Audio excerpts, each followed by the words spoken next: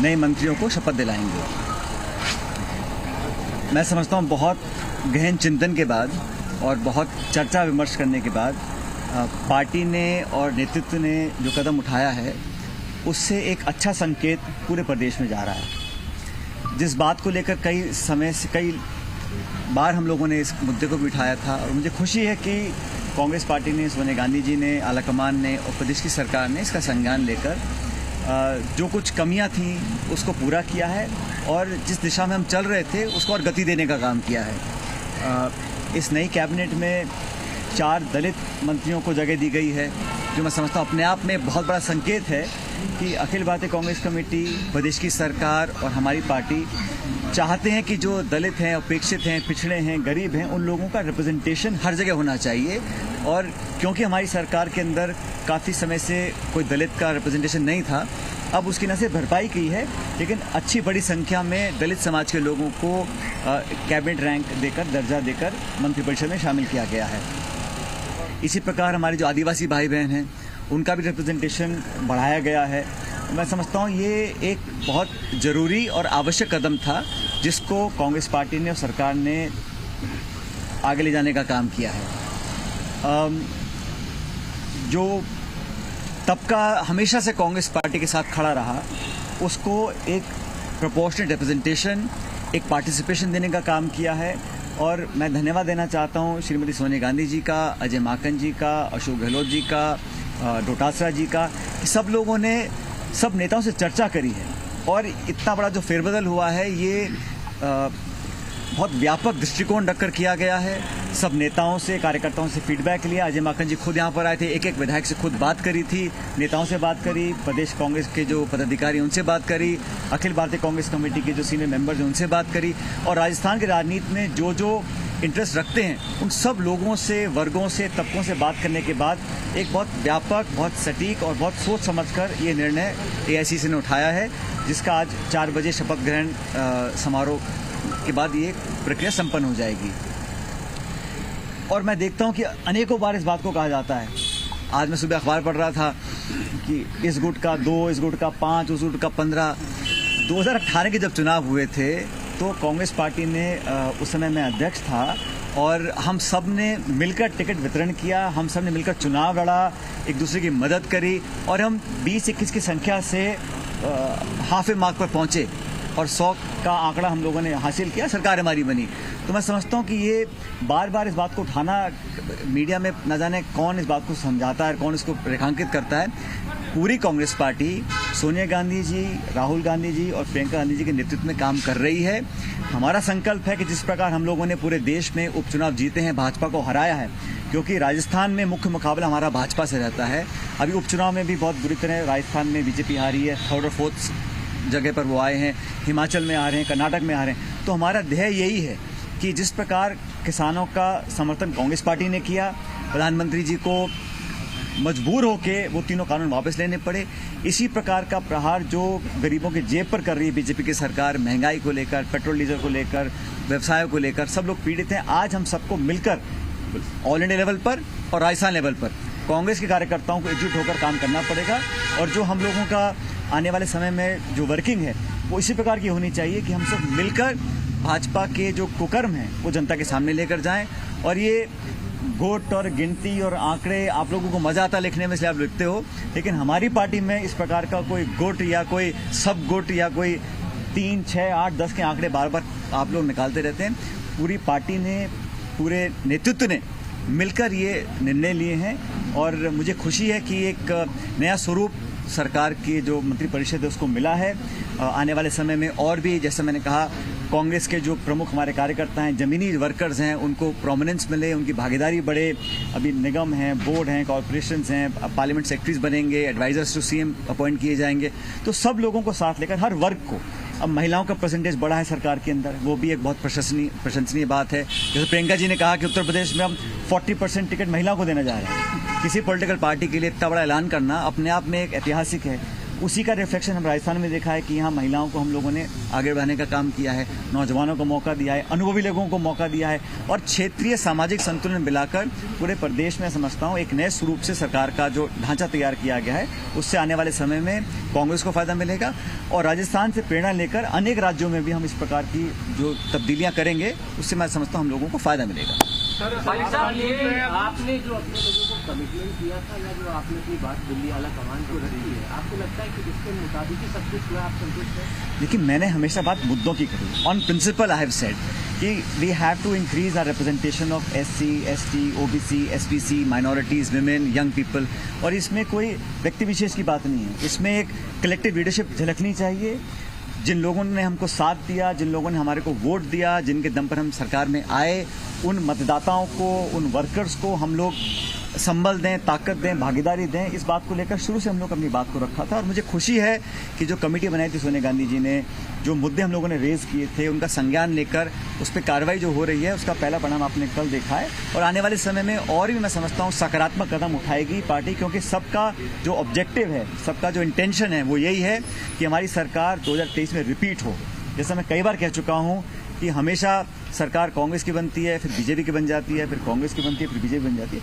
इस परिपाटी को तोड़ने के लिए हम लोगों को एक नई सोच, एक नई पहल, एक नई दृष्टिकोण के साथ काम करना पड़ेगा, क्योंकि पब्लिक का कॉन्फिडेंस दोबारा जीतने के लिए, क्योंकि यहाँ लोग समझते हैं कि हर 5 साल में बदलाव होगा, उस परिपाटी को, उस मानसिकता को बदलने के लिए हम लोगों को और मेहनत करने की जरूरत है और वही काम हम लोग कर रहे हैं। सरकार भी कर रही है, संगठन भी कर रहा है। आपकी क्या भूमिका होगी आगे आने वाले दिनों में? मैंने ये बात दिल्ली में कही थी, मैं कांग्रेस प्रेसिडेंट से मिला था, सोनिया जी से लंबी चर्चा मेरी हुई, अनेक मुद्दों पर बात करी और अंत में जो भी कांग्रेस पार्टी ने पिछले 20 साल में मुझे जिम्मेदारी दी है उसको मैंने पूरी ताकत से, पूरी निष्ठा से निभाया है और आने वाले समय में भी जो मुझे पार्टी निर्देश देगी, जहां पर मुझे काम देगी या मेरी उपयुक्तता समझेगी, मैं वहां पर जाकर काम करूंगा, पूरी ताकत से काम करूंगा। राजस्थान का फिर क्या होगा?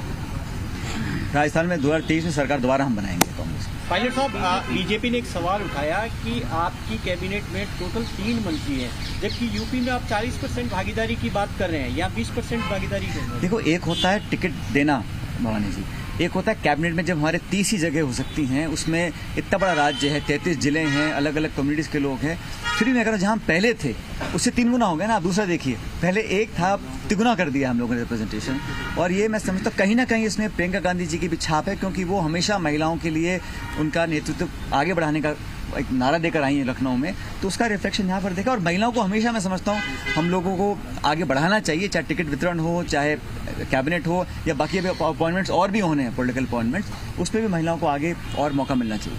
सर, राजस्थान में भी क्या टिकट?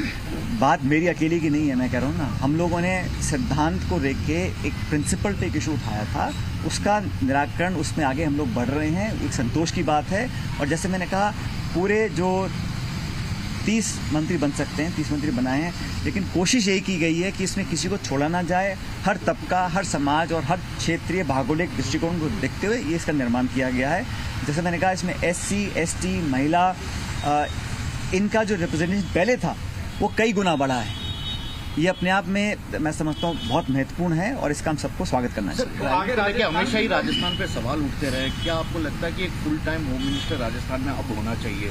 देखिए, डिपार्टमेंट अपना काम कर रहा है और अगर कहीं किसी डिपार्टमेंट में अगर कुछ कमियां भी हैं उसको हम सुधारने का काम करेंगे, लेकिन टोटल गवर्नेंस एक कलेक्टिव लीडरशिप की होती है।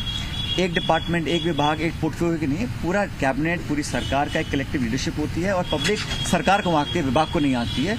इसलिए जहां भी इंप्रूवमेंट करने की गुंजाइश होगी हमारी सरकार उसको इंप्रूव करेगी। क्या ये रिफ्लेक्शन लेकर के लगातार राष्ट्र में सवाल उठते हैं, इसीलिए बार बार ये सवाल भी उठता रहा है कि उनके पास गृह विभाग भी है, तो सेपरेट गृह विभाग होना चाहिए, जिसकी वजह से देखिए, डिपार्टमेंट्स के बारे में मैं इतना कहना चाहता हूँ कि अखिल भारतीय कांग्रेस कमेटी, मिस्टर माखन, अजय माखन जी और मुख्यमंत्री जी इस पर चर्चा करेंगे और डिपार्टमेंट किसको क्या देना है वो भी एक प्रक्रिया मेरे ख्याल लगभग पूरी हो चुकी है। महिलाओं के प्रति जो शोषण हो रहे हैं उसके खिलाफ तो कोई कार्रवाई अभी तक नहीं हो रही है, लगातार दिन पे दिन बढ़ते जा रहे हैं। जहाँ जहाँ ऐसी घटनाएं होती हैं उसका हम लोग, देखिए, घटनाएं समाज में कहीं भी घट सकती हैं, लेकिन उस पर रिएक्शन क्या है, हमारा एक्शन क्या है, उसमें पूरी पुलिस सरकार पूरी कोशिश करती है कि न्याय मिले, ऐसी घटनाएं आगे ना हो। 40% रिजर्वेशन सीट्स में बात है, क्या राजस्थान में भी ये फॉर्मूला अपनाया जाएगा कि महिलाओं का रिप्रेजेंटेशन टिकट देने में कांग्रेस हम बढ़ाए? चाहेंगे अधिक से अधिक महिलाओं को टिकट मिले। अभी चुनाव 2 साल दूर हैं, लेकिन एक शुरुआत करी है उत्तर प्रदेश में, और मैं समझता हूं इसका अनुसरण अलग अलग राज्य भी करेंगे। लेकिन जो एक सेंस है, जो डायरेक्शन है, जो ख्वाहिश और इच्छा जो लीडरशिप की है, वो है कि नए लोगों को, नौजवान लोगों को, खासकर महिलाओं को हम लोग आगे और रिप्रेजेंटेशन दें। सर आप 4 जिलों में खास नजर रही है क्या? ऐसा नहीं है, दौसा, भरतपुर, बीकानेर, नज़र तो पूरे प्रदेश पर है भाई, लेकिन अलग अलग समीकरण हैं। हमारे कितने विधायक किस संभाग से आते हैं, किस समाज से आते हैं, वो सारी बातों को देखकर निर्णय लिए गए। समाज को लेकर मुस्लिम में सिर्फ आपने जो है भाईदा रखा गया, तो मैंने कहा ना, महिलाएं पहले से 3 गुना कर दी हैं, माइनॉरिटी दुगने कर दी हैं। पहले साल ये अगला जो 2023 का चुनाव है वो आपके नेतृत्व में लड़ा जाएगा? अरे भाई, जो 2018 का चुनाव था वो भी कलेक्टिव लीडरशिप में लड़ा था ना।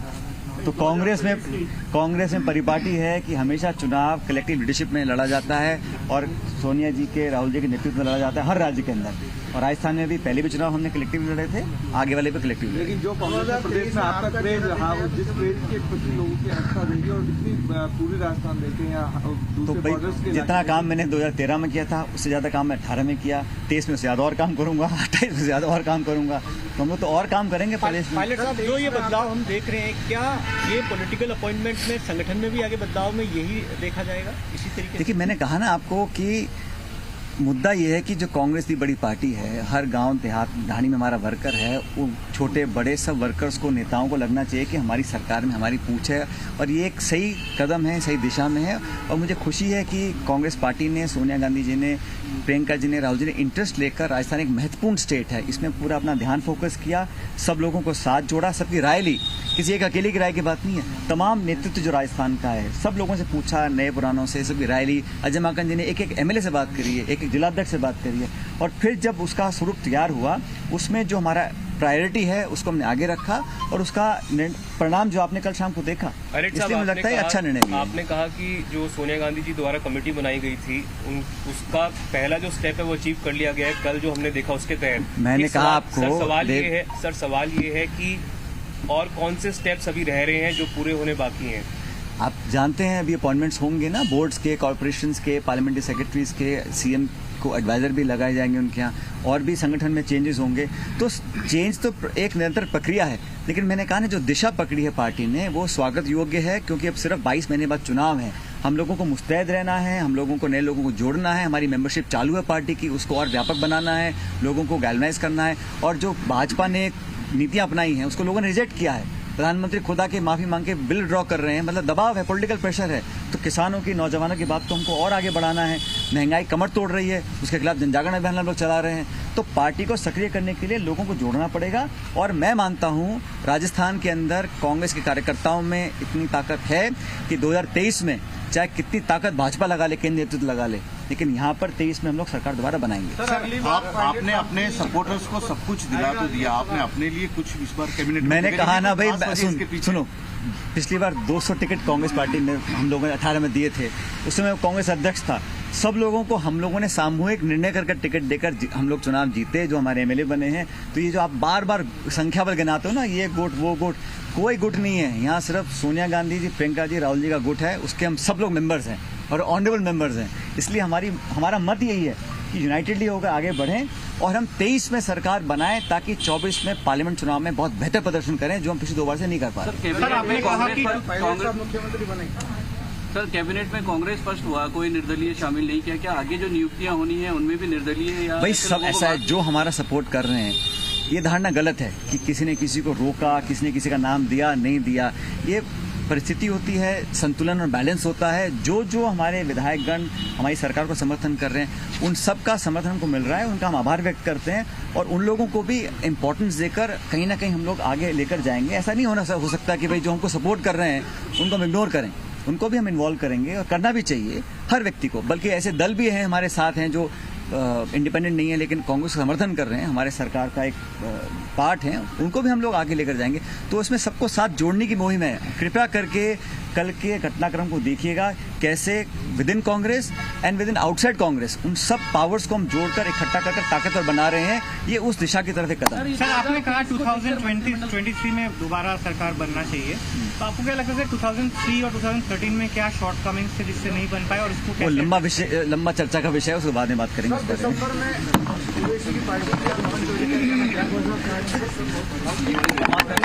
में।